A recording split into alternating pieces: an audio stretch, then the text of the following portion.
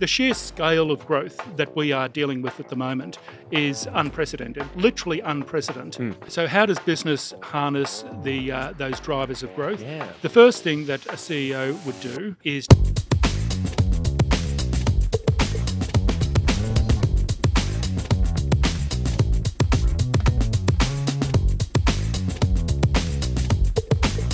Welcome back, everybody, to another special episode of the Growth Distillery, where we are here at the AANA Reset for Growth event, and I'm distinctly privileged to be joined by Bernard Salt. Bernard is widely regarded as one of Australia's most brilliant social commentators, where he uses demographic and social data across a longitudinal period to really get under the hood of what keeping Australia up at night, how we find growth, prospect for new ventures and new futures. You were one of LinkedIn's top voices in 2018 and 2020. You currently head the demographics group. We've done a lot of work with Simon as well. But in 2017, you were made a member of the Order of Australia for your contributions in this space. So I'm incredibly privileged to be sitting alongside you here. my pleasure. All right, so we are here talking about Reset for Growth. And so I'm fascinated to hear your human perspective on a couple of things. To kick us off, I'd love to get your perspective, on what you see the essential ingredients for growth for businesses, brands, governments right now, and how this might have changed over the last decade. Well, I think the essential ingredient for growth includes certainly a demographic element, but there's also a psychological. You need optimism. You need to create a culture of can-doism, that this is a good place, that now is a good time, that there is scary stuff on the horizon, but we can navigate that. We'll get through this. Yeah. So creating a culture of optimism, I think, is very important.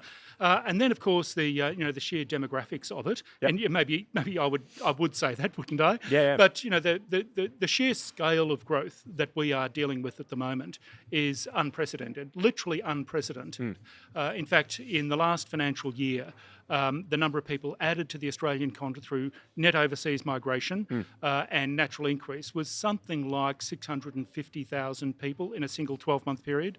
The previous record was something like 450,000. This was in 2010 when Kevin Rudd said, "I believe in a big Australia." So we're dealing with growth figures that are unprecedented. Now, the quantum of growth is one issue, and I'm not convinced that the number of net overseas migrants is going to subside as quickly as some people hope.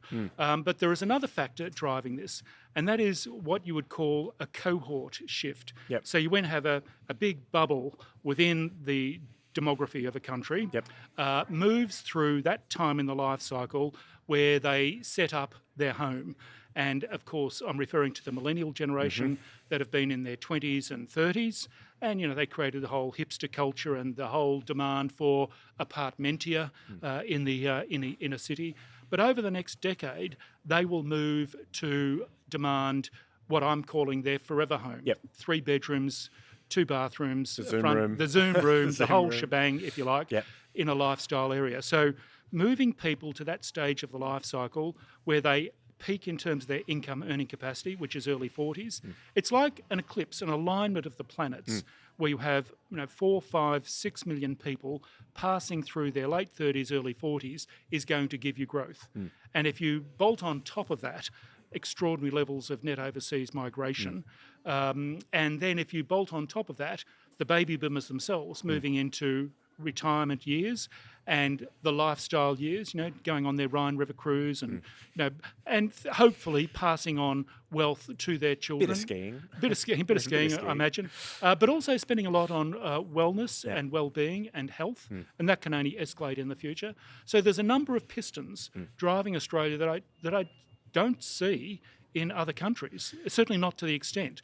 Where else would you rather be than in Australia over the next decade? Is my observation. More. So how do businesses go about harnessing that? Because that, I think, is going to be the big conundrum, right? Because the face of that growth is looking really different to what it probably was a decade ago. So how does business harness those drivers of growth? Yeah. The first thing that a CEO would do is to say, well, firstly, you need to convince me that what you have said, the narrative, is factually correct. Yep. And so it'll be the CEO and his or her direct reports. The CFO is always the numbers guy, the numbers person, if you like. They need to they need to do due diligence on what I am saying and that it is factually correct. They kind of know that it is. They just want to see the numbers in historical context. Once they buy into that, then it's up to them to decide what are the products, what are the services, how do we need to adjust our strategic thinking, what business do we need to divest ourselves of, where do we need to buy into over the next decade. It might be, well, we're going to move into wellness, healthcare, well-being. Yep. It might be the development of lifestyle homes in lifestyle zones. As an example. But it always starts with, that's a great story, Bernard, prove it to me. Sometimes I feel like a witness being cross-examined. And it is like, if you present to a board on a serious matter, you need to present evidence and you need to have your story right. How do you go about that? That's something you're often brought in to challenge conventional wisdom or to hold the black mirror, proverbially speaking, to our face. I'm conscious that there's probably a lot of people that are going to listen to this going, I have that job to do. Might not necessarily be with the CEO, but it might be with my agency, might be with my marketer. What have been your approaches or your philosophies as a demographer to really rattle the cage where you might have some people that think that they know what they're talking about, but you've got evidence to the counter? Yeah, it's very interesting. I mean, I started my career 30 plus years ago writing consulting reports, explaining all this, it'd be 40 or 50 pages, I'd be sweating over every word. Yep. And I'd turn up to the CEO's meeting with all his reports and he'd say, oh, great report, Bernard, tell me about it. He hadn't read it. And what I realised was that you not just need to have all the documentation, but you need to have a story. You need to have a narrative. And you need to be able to deliver that narrative in any environment. It's a lift conversation, an elevator pitch, if you like. Yeah. And that's effectively what I do in my public presentations. It's a series of elevator pitches linked together, and you kind of need the evidence behind you, so it's the evidence needs to be rock solid, but it needs to be wrapped up and tied with a nice, pretty bow. Oh yes, a bit of branding. In a bit of branding, in a narrative that people can easily understand. And I think what is going on in the CEO's mind is, how do I explain this to the board? How do I summarise this pitch to the board without looking silly? And if I look silly and if his figures are wrong, I will never use that consultant ever again. Yep. But you need to be able to communicate to people that, this sounds about right. It makes sense from a logic point of view.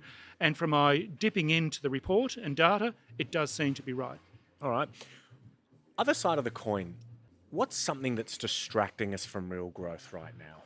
Well, I think one of the hindrances, if you like, is that we are wedded to the way things have been for the last 50 years. Now, I know there's no one in marketing or advertising has been in work for 50 years. I suppose there might be, people in their 70s or whatever. But the whole focus of growth and opportunity in Australia is shifting. Over the last 50 years, it's been all about growth of the teenage market, growth of the 20-somethings, the 30-somethings, the rise of the hipsters, the rise of inner-city apartments for young, hip, groovy kind of people. Get all that, that's fine. But the demography of the next 10 years, let alone the next 20 or 30 years, is very different. And this is my argument that, if you look at the segmentation of the life cycle, marketers will say, there's preschool, there's primary school, there's secondary school, there's the tween years, there's the university years, there's the home buyer years. By the time you get to 40, there's 6 or 7 different segments that have been analysed and quantified to within an inch of their life. We need to start applying that kind of articulation, nuance, segmentation to the older age groups. Absolutely. 55 through to 95. And, one of the biggest spending segments will actually be 85 and over. Not necessarily by private individuals, but certainly by governments going forward. In fact, having 5 million baby boomers, and, they'll whittle away going forward, but present to the mid-80s, let alone the 90s, is actually a very, very scary prospect for the mid to late 2030s and 2040s. It's not really our problem at the moment, but it's about to become our problem, and we should be shifting our focus. Stop looking over there at young people. I mean, it's a great market, but we've analysed that to within an inch of its life. We need to now look at 55 especially and over, and come up with products, marketing and messaging that taps into their spending power. Why is it, do you think, that so many of us are worshipping at the false altar of youth? Well, I don't think it's a false altar of youth at all. I mean, 50 years ago, people died at the age of 68 or 69. I mean, there's no one around. Yeah. The reality is that the average Australian will live to their mid-80s, and there's half the population will die before their mid-80s, but there's another half that's going to go on beyond that, and so we have not had to address this at scale before. So, there's been no need for that focus, but we need to develop, not instead of focusing on the young markets. This is in addition. Yeah. So recalibrating the equation. I've just doubled your workload, basically. Look, I'm a happy man if my workload gets doubled. Beyond being wedded to the past, what do you think are some of the pitfalls that brands and businesses trip over in prospecting for growth from a demographic and human profile? Well, I suppose if you not being able to see that really big picture perspective. I often talk in my presentations about get up high. If you are in outer space looking down on Australia at the Australian market, what are the observation? Sometimes I feel that marketers and business is too close to the market. They can't see something. Too zoomed in. Yeah. No one saw, for example, the coming of the global financial crisis until it was almost upon us. In fact, no one foresaw the global pandemic, in fact. And yet now that you think, well, actually, it was always a threat. And there were all sorts of signals 10 years out, avian flu, and there was Ebola and whatever. So being able to see the market in its entirety from a high altitude, from left field thinkers who are not necessarily part of your culture.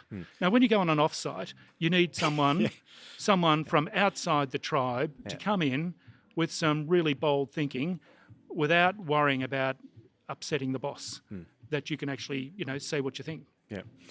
Do you think, the topic of conversation, around a lot of industry is orbiting generative AI and the impacts that that's having both at an industrial level and a consumer level.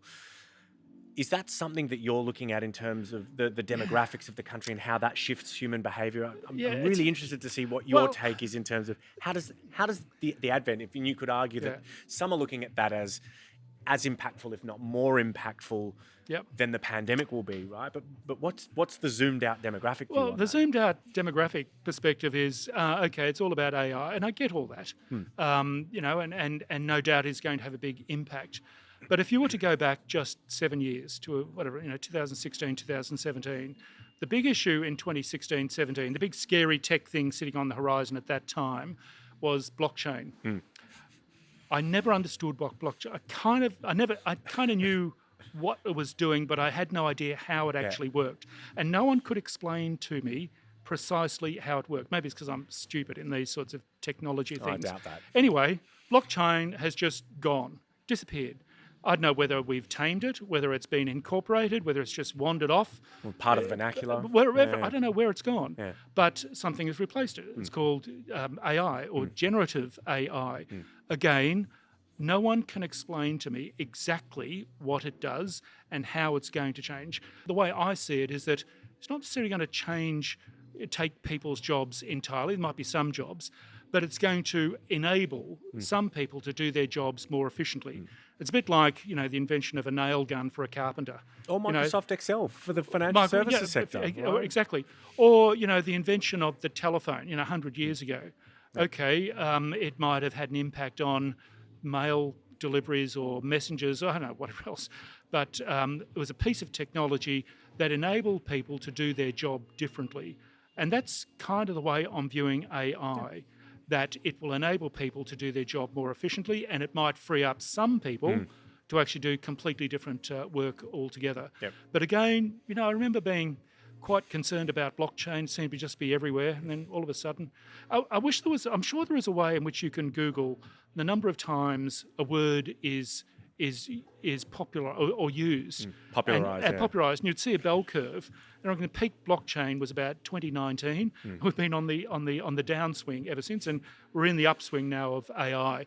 And I wonder what lies beyond that, in fact. But all of these are simply tools for workers to actually do more Enable work. productivity. Yeah, yeah. And Last one from me, mate. If you could go back 20 years right. and reset your thinking on something, knowing what you know now, what would that be? And why is that the one thing that you've chosen to reset? I've often thought of this. I have been hanging around boardrooms. Now, I'm like the butler. I'm never part of the team, but I'm like the hired help that come in. So, for the last 30 years, I've turned up to off-sites of all sorts of, businesses and talked about the future. And the kind of things that were very fashionable to talk about was terrorist attack, cyber attack, climate change, some sort of disaster, hurricane or something like that. Do you know, in the last 20 or even 30 years, I don't recall anyone ever citing the word pandemic. It was never used, never raised, in fact. So if I could go back 20 years or 30 years, I would be bolder, more altitudinous in my thinking. And not be afraid. It's hard when you're young and building your career. If you're 32 and you get the opportunity to turn up to an off-site, with a bank board or something like that, and they're all in their 50s or whatever and got these big reputations, you're not. It's a bit hard to be out of the box without looking foolish. But I would say that's what I'm. You go back and be bold. Never be psyched out. Never be intimidated. Be bold, be gutsy, be ballsy out there and put your thinking out there. As long as you've got data, as long as there is a narrative, as long as there is logic to what you say, eventually they will say, actually, they'll respect you for that. Be bold. I love that advice. And that is a wonderful note to end on. Bernard, thank you so much for joining us. My pleasure. Thanks, Dan.